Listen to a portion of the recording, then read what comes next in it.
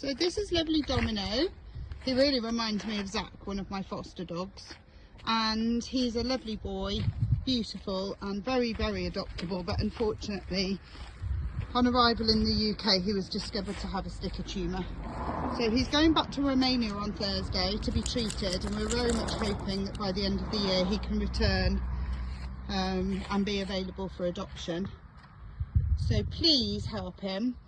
It's a long way to go back, and we understand, you know, there's some dilemmas involved in sending a dog back to Romania, but it's so much cheaper to have the treatment over there. We can't justify having him treated here, so he needs to go back for that treatment and then be returned.